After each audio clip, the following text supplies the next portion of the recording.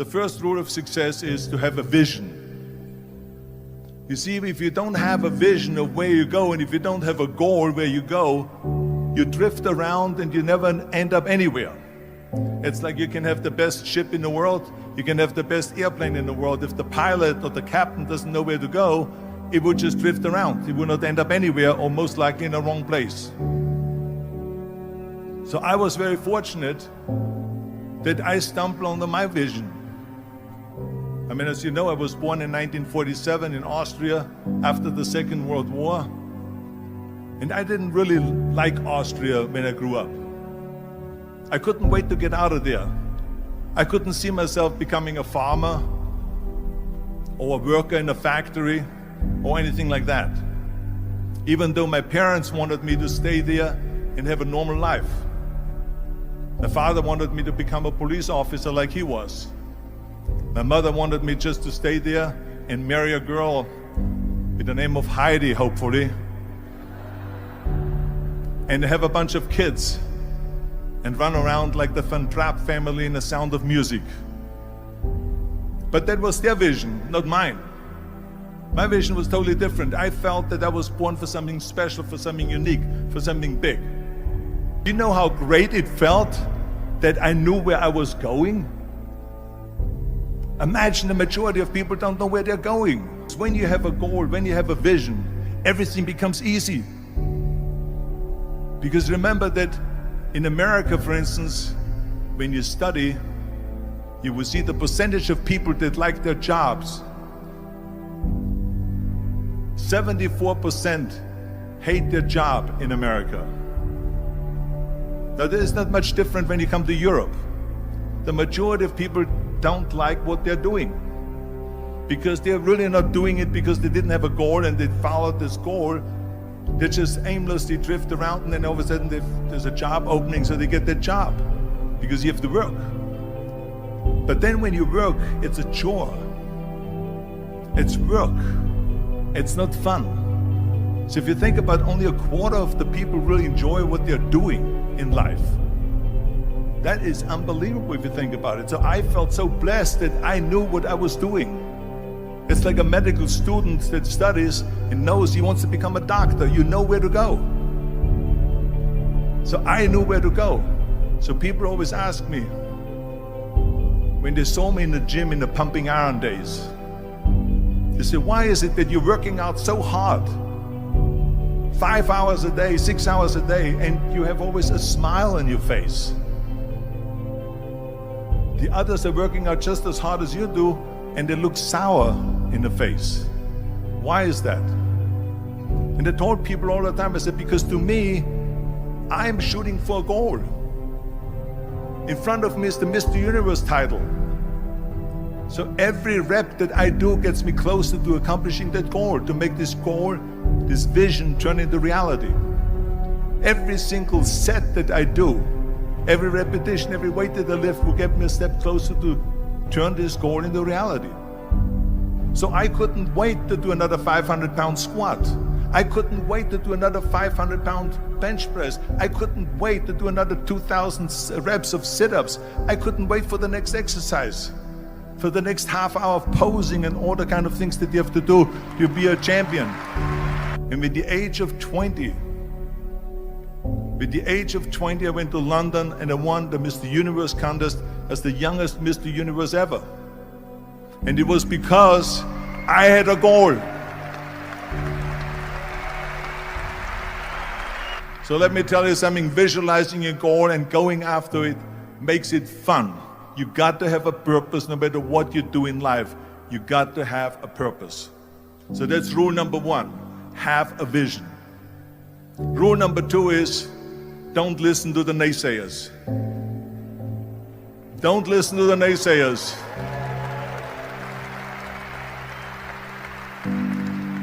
Everything I ever did, the thing that I heard out of people's mouth was, that's impossible. That can't be done. Or no. So whenever someone said to me, it can't be done, I heard, it can be done. When they said no, I heard yes. And when they said it's impossible, I heard it is possible. I'm a strong believer of what Nelson Mandela said, that everything is always impossible until someone does it. Well, I'm going to be the one, I said to myself, I'm going to do it and I'm going to show it to them. Maybe it has never been done before.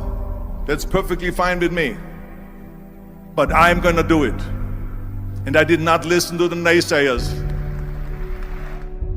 Next thing, the third point that I'm going to make to you is, before we sit down with Jürgen and talk about the rest of the three, is work your ass off. There is no magic pill. There is no magic out there.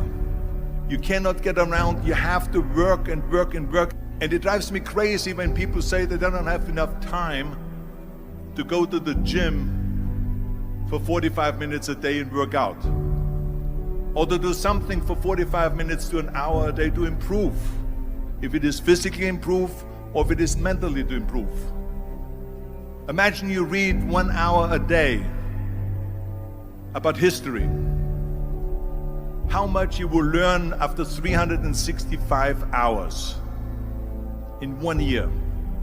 Think about if you study about the history of musicians, of composers, how much you would know. Imagine if you would work on a business, on some business that you want to develop every day for an hour. Imagine how further along you will go and get. So it drives me nuts because when people say we don't have the time, we have 24 hours a day. We sleep 6 hours a day, so that gives you still 18 hours.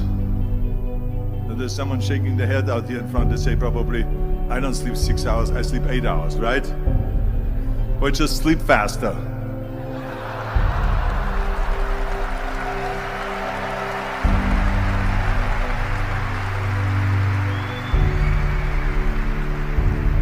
So we have 18 hours a day.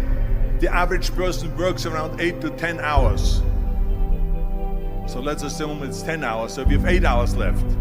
Then you travel around an hour a day, maybe 2 hours a day. So now you have still 6 hours left. So what do you do with these 6 hours? What do you do with these 6 hours? Then we eat a little bit, then we schmooze a little bit, talk a little bit to people and all that stuff. But you can see how much time there is available if you organize your day.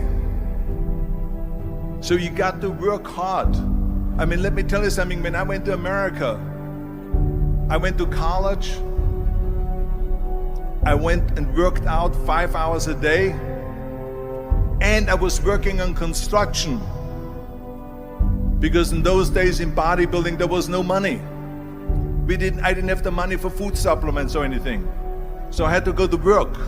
So I worked on construction. I went to college. I worked out in the gym, and at night from 8 o'clock at night to 12 midnight, I went to acting class 4 times a week. So I did all of that.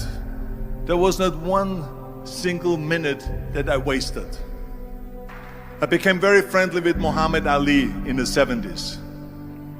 And Muhammad Ali worked his butt off. And I saw it firsthand. And I remember that there was a sports writer that was there in the gym when he was working out and he was doing sit-ups. And they asked him, how many sit-ups do you do? And he said, I don't start counting until it hurts. Now think about that. He doesn't start counting his sit-ups until he feels pain. That's when he starts counting. That is working hard. And so you can't get around the hard work. It doesn't matter who it is. As a matter of fact, I believe what Ted Turner said, work like hell and advertise.